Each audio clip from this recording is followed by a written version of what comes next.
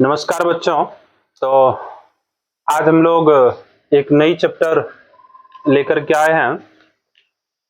कक्षा 10th की है, वृत्त 10वां चैप्टर है, सर्कल इंग्लिश में बोलते हैं। वैसे तो सर्कल ज्योमेट्री का भाग है, ज्यामिति की भाग है, और ज्योमेट्री से बहुत बच्चे दूर भागते हैं और उसे समझ में भी शायद नहीं आता है। तो आपको भी यदि डर लगता है ज्योमेट्री से, क्लास 10th की चैप्टर 10th से, तो आइए मेरे साथ जुड़ करके उस डर को भगाइए। क्योंकि जब आप सही रणनीति के साथ, सही तैयारी के साथ आप अपनी तैयारी को पूरी नहीं करेंगे तो फिर आपको समस्याएं हो सकती है। तो जैसा कि यहाँ पे देख रहे हैं, चैप्टर का नाम है वृत्त, इंग्लिश में बोलते हैं सर्कल। किसी बच्चे को मालूम है कि सर्कल कैसे बनते हैं, वृत्त कैसे बनता है? किसी बच्चे को यदि मालूम हो कि वृत्त कैसे बनते हैं तो आप कमेंट कर सकते हैं कि वृत्त कैसे बनता है। वृत्त कैसे बनता है किसी को मालूम है? ऑफलाइन वाले बच्चे बताओ, किसी को मालूम है वृत्त कैसे बनता है? बताओ, है? वृत्त कैसे बनता है? अनेक बिंदुओं को जब हम लोग क्या करते हैं, ऐसे मिलाते हैं तो क्या बनती है? विभिन्न बिंदुओं को हम लोग क्या करते हैं, जब मिला देते हैं तो क्या बनता है?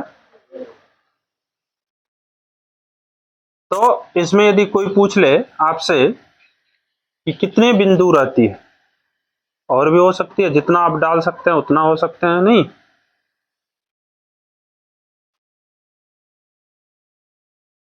जितना आप बिंदु डाल सकते हैं प्यारे बच्चों, उतना बिंदु हो सकती है।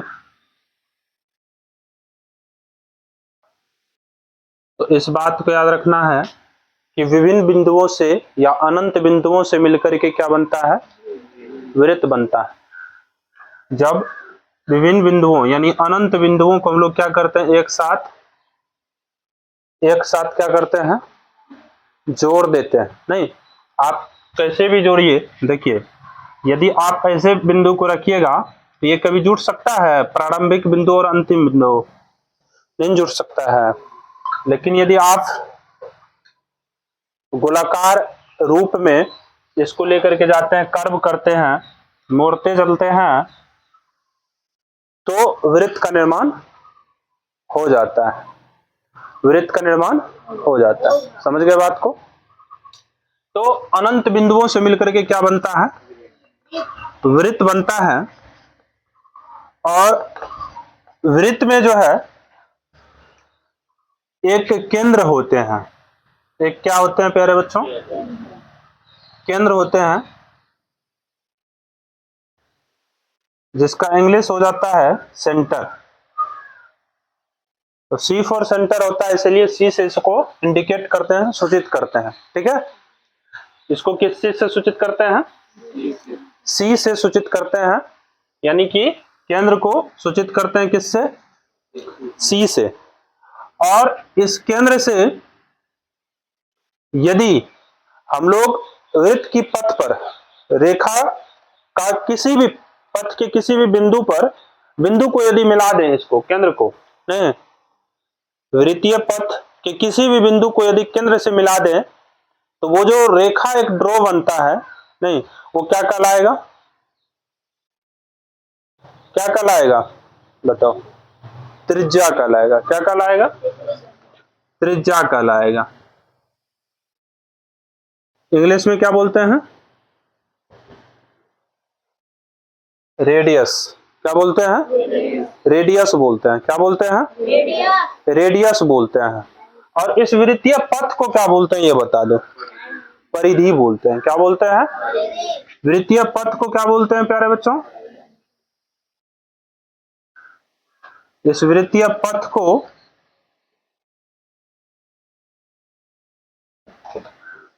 हम लोग परिधि बोलेंगे। क्या बोलेंगे? परिधि बोलते हैं। क्या बोलते हैं? वृत्तीय पथ को हम लोग परिधि बोलते हैं प्यारे बच्चों। ठीक है, अब देखिए त्रिज्या को हम लोग आर से सूचित करते हैं। किससे? केंद्र को हम लोग सूचित करेंगे सी से। उसके बाद देखिए यदि हम परिधि के एक बिंदु लेते हैं और केंद्र से होते हुए एक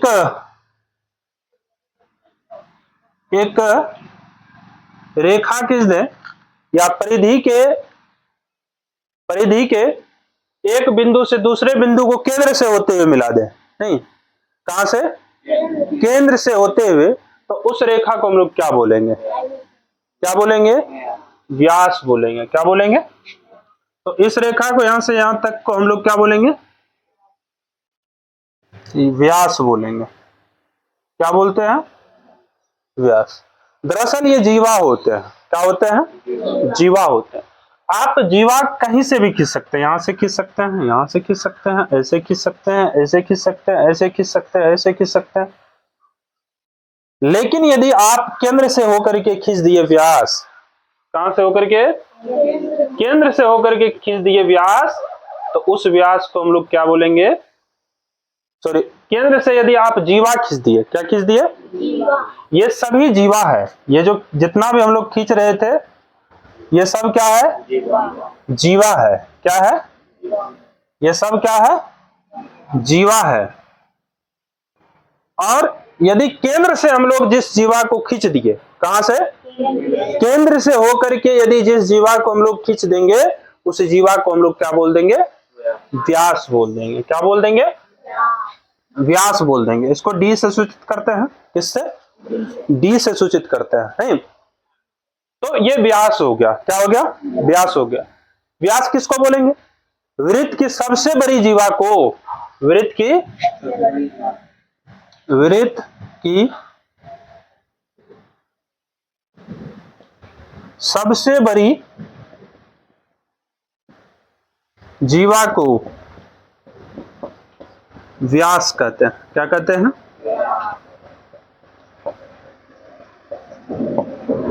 क्या बोले? वृत्त की सबसे बड़ी जीवा को क्या बोलेंगे? व्यास बोलेंगे। ठीक है, वृत्त की सबसे बड़ी जीवा को व्यास बोलेंगे।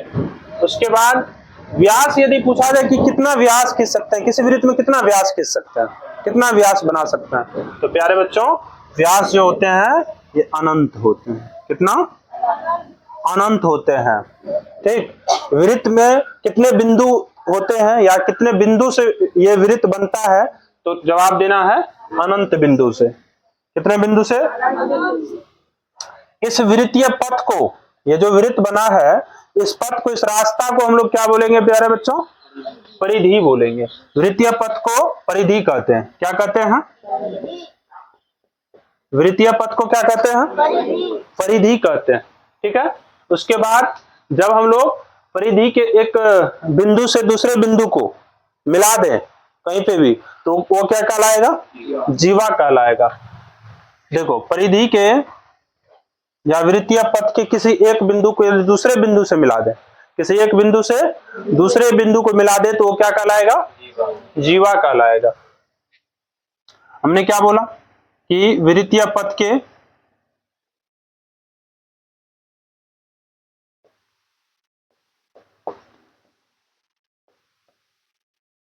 किसी एक बिंदु को दूसरे बिंदु से यदि मिला दें, क्या कर दें?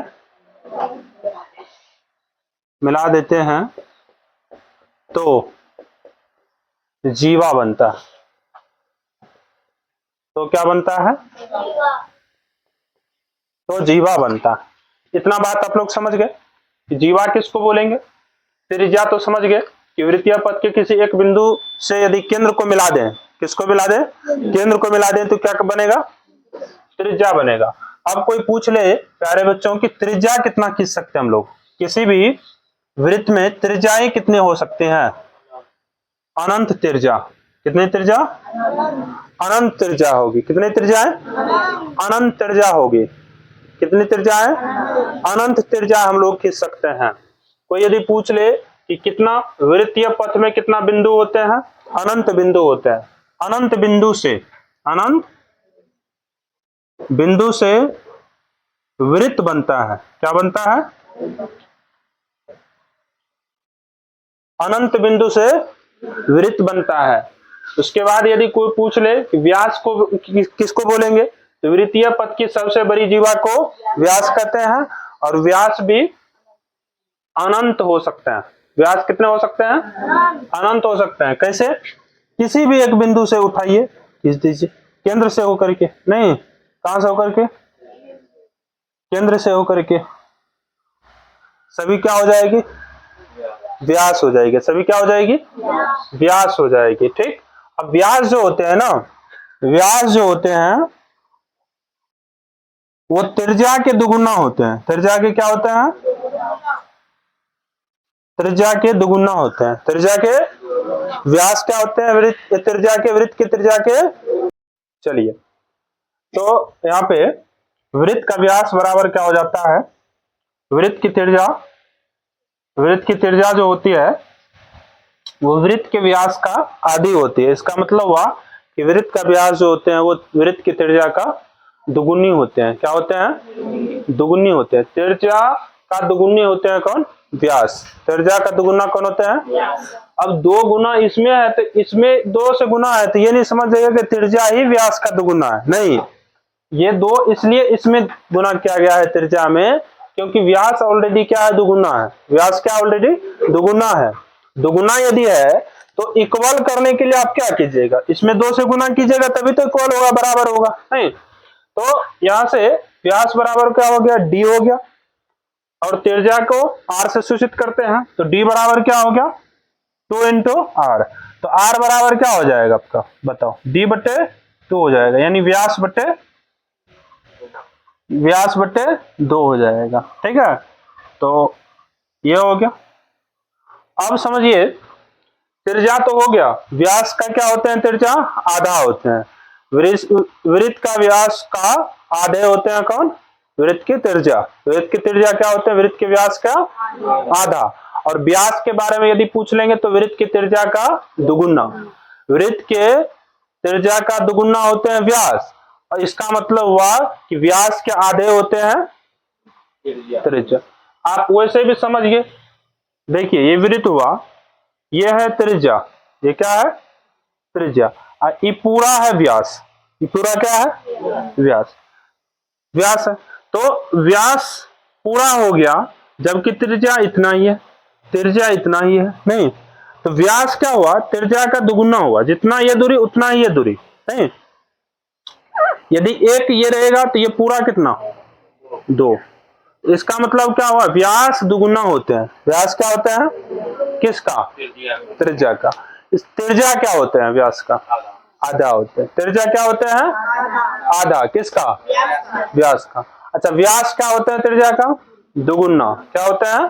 दुगुना। किसका? त्रिज्या का। त्रिज्या का दुगुना होते हैं व्यास।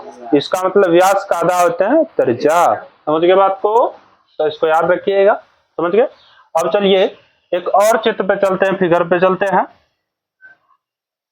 ये है, ये है। अब इसमें देखिए, भिन्न भिन्न बिंदु से मिलकर के ये भी वृत्त बना है। ये भी भिन्न भिन्न बिंदु से मिलकर के ये भी वृत्त बना है। आप समझिए कि ये वृत्त तो हो गया, चलिए ठीक है सर, ये वृत्त है। क्या है? वृत्त है। अब एक रेखा यदि हम ऐसे खींच दें, वृत्त से हट करके थोड़ा सा एक रेखा मान के चलिए हम पी क्यूब खींच दिया, ठीक, तो इस रेखा को हम लोग क्या बोलेंगे? इस वृत्त के किसी बिंदु पर प्रतिच्छेद कर रहे हैं क्या? नहीं कर रहे हैं। इस वृत्त के किसी बिंदु पर ये पी क्यूब रेखा स्पर्श कर रहे हैं, छू रहे हैं, सट भी नहीं रहे, दूर हटे हुए नहीं। इसका मतलब हुआ कि ये दोनों वृत्त और रेखा में, वृत्त और रेखा में कोई उभयनिष्ठ नहीं है, कोई उभयनिष्ठ नहीं है, कोई उभयनिष्ठ नहीं है। ठीक है, वहीं यदि एक और हम चित्र का बात करें, एक और चित्र का बात करें, नहीं तो एक काम कीजिए, आप लोग इसको उतारिए और उसके बाद हम लोग फिर आगे बढ़ते हैं। ठीक है, अब देखिए, अब देखिए एक और फिगर लेते हैं, ऐसे है, ये क्या हो गया आपका, वृत्त हो गया। एक रेखा, मान लो ये पी और क्यूब है, पी और क्यूब है। पी और क्यूब क्या कर रहा है, बिंदु ए और बिंदु बी पर प्रतिच्छेद कर रहा है। बिंदु ए और बिंदु बी पर क्या कर रहा है। तो प्रश्न यह है कि इस रेखा को बोलेंगे क्या, इस रेखा को हम लोग क्या बोलेंगे, बोलो, इस रेखा को क्या बोलेंगे। हाँ, इस रेखा को हम लोग छेदक रेखा बोलेंगे। क्या बोलेंगे, क्या बोलेंगे, छेदक रेखा बोलेंगे ना। हाँ, अब देखो, ए लड़का, बंद करो उसको, बताओ इस रेखा को क्या बोलेंगे, छेदक रेखा। इधर आओ, आ जाओ आ जाओ, इधर आओ, इधर आ जाओ, ठीक है, एक छोटा बच्चा है, नहीं आ जाओ आ जाओ आ जाओ, 3 क्लास का बच्चा है और यह छेदक रेखा पढ़ रहा है। नहीं, चलो ध्यान दो। तो ये वृत्त को क्या कर रहा है, बिंदु ए और बिंदु बी पर प्रतिच्छेद कर रहा है। तो इस रेखा को हम लोग क्या बोल देंगे, छेदक रेखा। किस रेखा को, पी क्यूब रेखा को, पी क्यूब,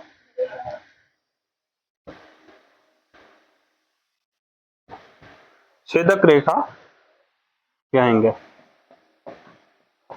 पी क्यूब रेखा को क्या बोलेंगे, छेदक रेखा।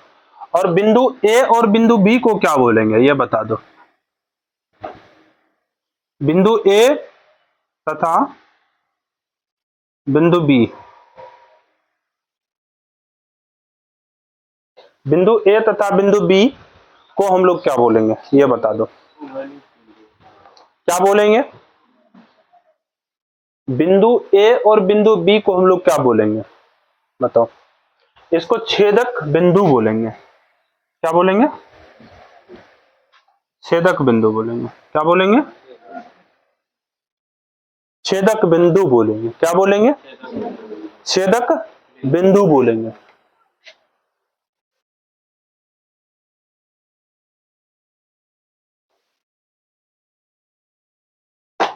क्या बोलेंगे, छेदक बिंदु। ठीक है, छेदक बिंदु बोल देंगे हम लोग, या प्रतिच्छेदी बिंदु बोल देंगे, या फिर प्रतिच्छेदी बिंदु बोल देंगे।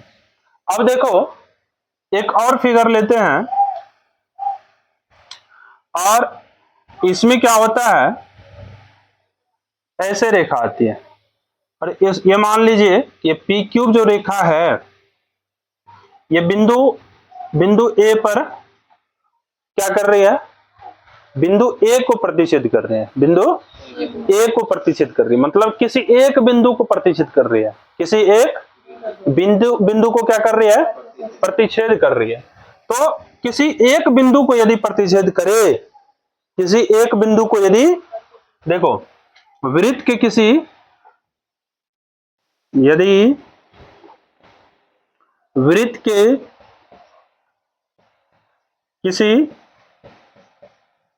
एक, यदि वृत्त के किसी एक बिंदु को कोई रेखा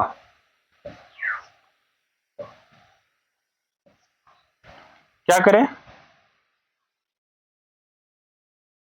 प्रतिच्छेद करें,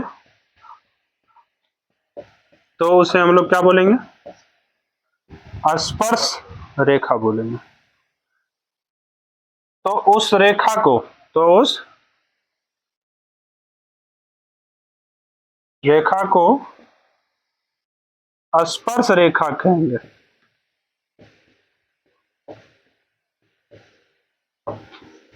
और जिस बिंदु पर प्रतिच्छेद करे, जिस बिंदु पर क्या करे,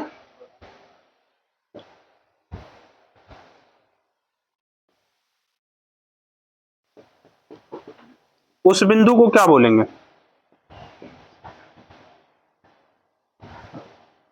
उस बिंदु को स्पर्श बिंदु कहते हैं। क्या कहते हैं?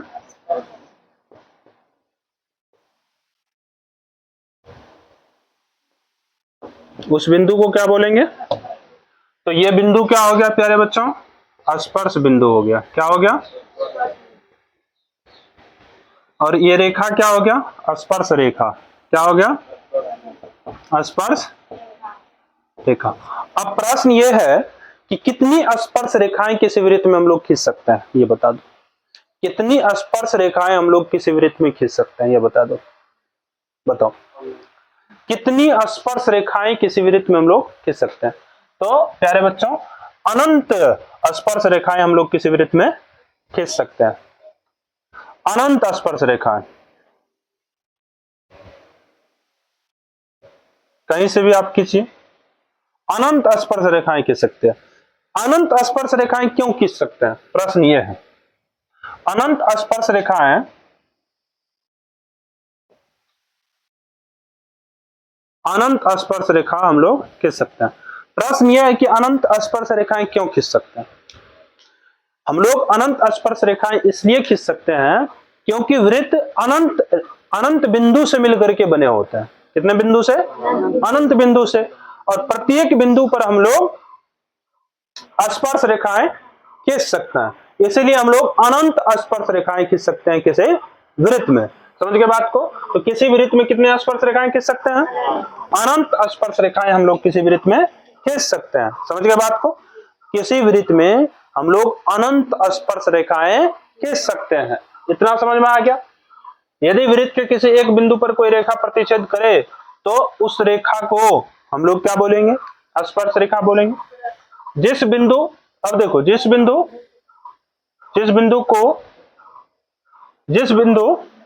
पर प्रतिच्छेद करे, जिस बिंदु पर प्रतिच्छेद करे, उस बिंदु को हम लोग क्या बोलेंगे? तो उस बिंदु को स्पर्श बिंदु कहते हैं। उस बिंदु को क्या कहते हैं? जिस बिंदु पर रेखा क्या करे, बोलो, जिस बिंदु पर रेखा प्रतिच्छेद करे उस बिंदु को हम लोग स्पर्श बिंदु कहते हैं। जो बिंदु वृत्त की जो रेखा किसी वृत्त के किसी बिंदु पर प्रतिच्छेद करे उस रेखा को हम लोग स्पर्श रेखा कहते हैं। क्या कहते हैं? स्पर्श रेखा कहते हैं। अनंत स्पर्श रेखाएं हम लोग खींच सकते हैं। लेकिन यदि आपसे पूछ दे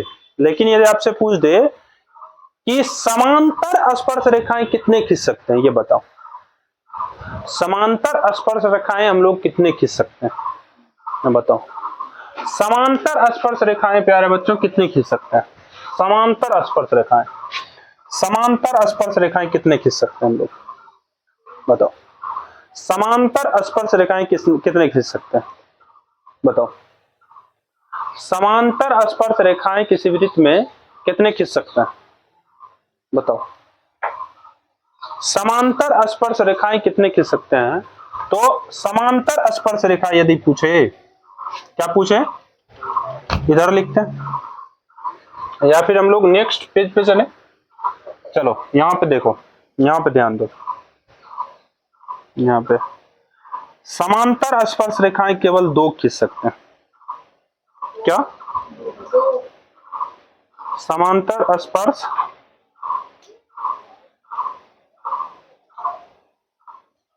रेखाएं केवल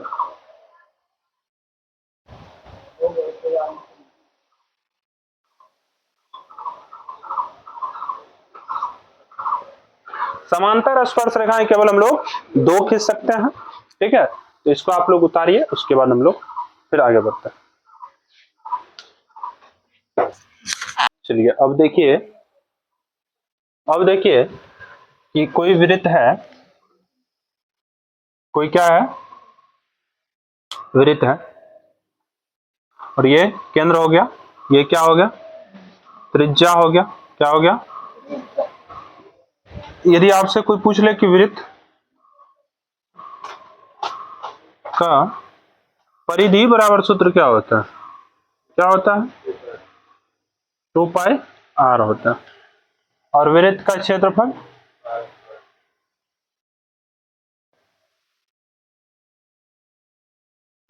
πr स्क्वायर होता है, πr स्क्वायर। तो वृत्त का परिधि हो गया 2πr और वृत्त का क्षेत्रफल πr स्क्वायर होता है। ठीक है, चलिए थ्योरी यहीं तक था। अब हम लोग क्या करते हैं, 10.1 का जितने भी सवाल है उसको कर लेते हैं। 10.1 का जो भी सवाल होगी उसको करते हैं। ठीक है, तो चलिए देखते हैं। चलिए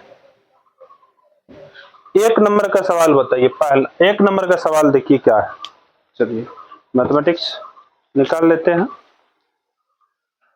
सवाल है कि एक वृत्त की कितनी स्पर्श रेखाएं हो सकती है? बताओ, एक वृत्त की कितनी स्पर्श रेखाएं हो सकती हैं? वृत्त के कितनी स्पर्श रेखाएं हो सकती हैं? क्या हो जाएंगे? अनंत हो जाएंगे। क्या हो जाएंगे प्यारे बच्चों? अनंत हो जाएंगे। दूसरा सवाल पे आइए। पहला देखो क्या है। अच्छा, इसमें बोल दिया रिक्त स्थानों की पूर्ति कीजिए। और पहला सवाल है कि किसी वृत्त की स्पर्श रेखा, किसी वृत्त की, क्या बोला?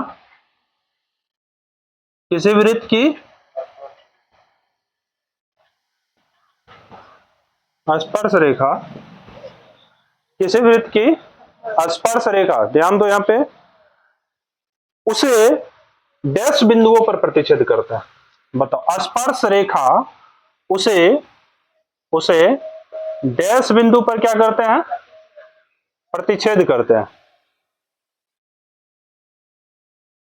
तो बताओ किस बिंदु पर उसे प्रतिच्छेद करते हैं? स्पर्श रेखा किसी वृत्त को किस बिंदु पर प्रतिच्छेद करते हैं? बताओ। है? देखो क्या बोला, किसी वृत्त की स्पर्श रेखा उसे डैश बिंदुओं पर प्रतिच्छेद करते हैं। डैश बिंदुओं पर प्रतिच्छेद करते हैं ना, डैश बिंदुओं पर प्रतिच्छेद करते हैं।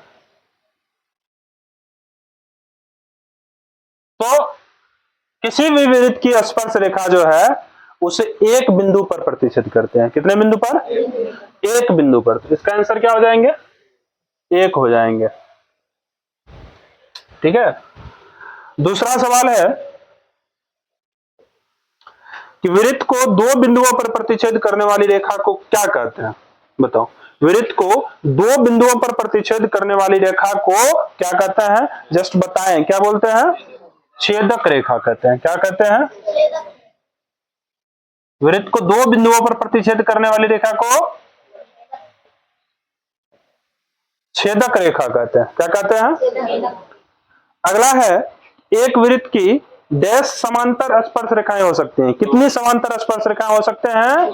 2 समांतर स्पर्श रेखाएं हो सकते हैं। किसी, देखो, एक वृत्त की डैश समांतर स्पर्श रेखाएं हो सकती है। किताब बंद करो तुम लोग।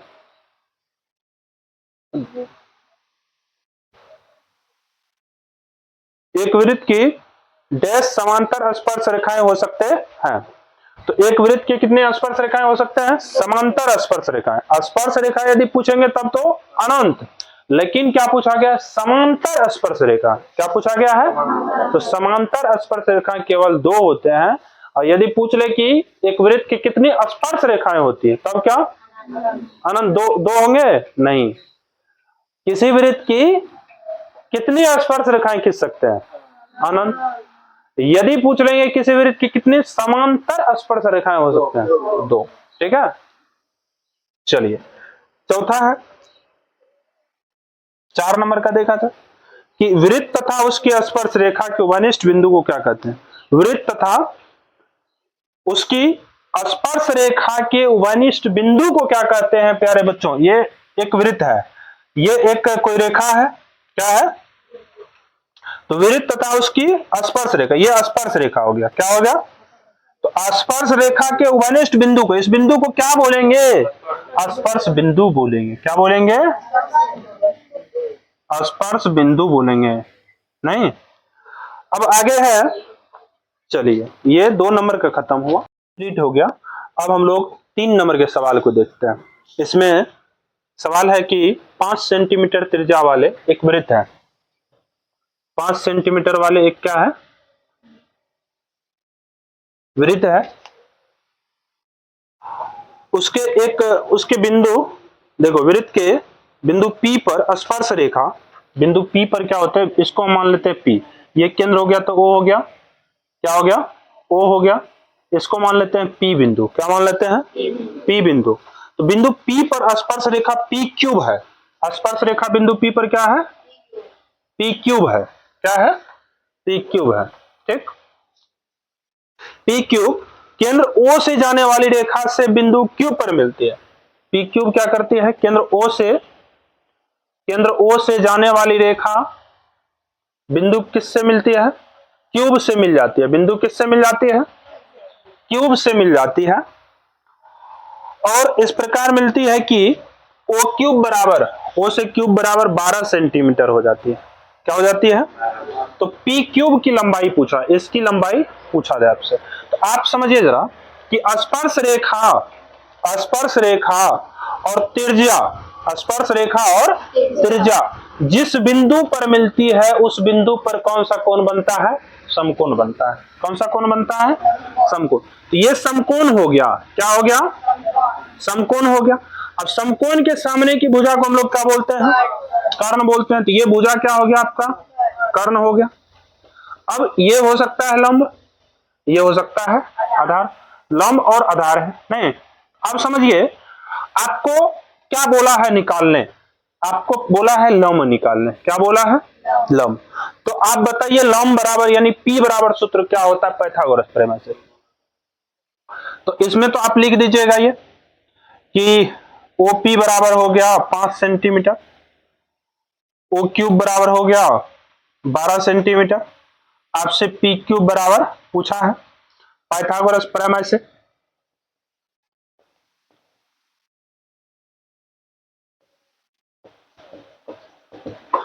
P क्यूब बराबर क्या हो जाएगा? यानी लंब बराबर सूत्र होता है, P बराबर सूत्र क्या होता है बताओ? Root under H square minus B square. Root under H square minus H हो गया आपका 12, तो 12 का स्क्वायर माइनस बी हो गया आपका 5, तो 5 का स्क्वायर। 12 का स्क्वायर 144 माइनस 5 का स्क्वायर 25। माइनस यदि करोगे तो क्या हो जाएगा? रूट 119 हो जाएगा सेंटीमीटर। यही 3 नंबर का क्या हो जाएगा? आंसर हो जाएगा। ठीक है। तो देखिए, इससे पहले की क्लास में जो भी बेसिक था बातें वो किए थे, और उसके बाद आज की क्लास में हम लोग एक थ्योरी किए। थ्योरी के बाद 3 नंबर तक के सवाल को हम लोग कंप्लीट किए थे, और अंतिम सवाल को छोड़ दिया गया था। 4 नंबर के सवाल आज देखिए, और उसके बाद हम लोग 10.2 की थ्योरी पे चले जाएंगे। ठीक, तो 10.2 का थ्योरी प्लस में ये 4 नंबर, और 10.1 का जो थ्योरी 10.1 था सिद्ध करने के लिए, वो आप लोगों को एक ही वीडियो में मिलने वाला है। ठीक है, तो आइए।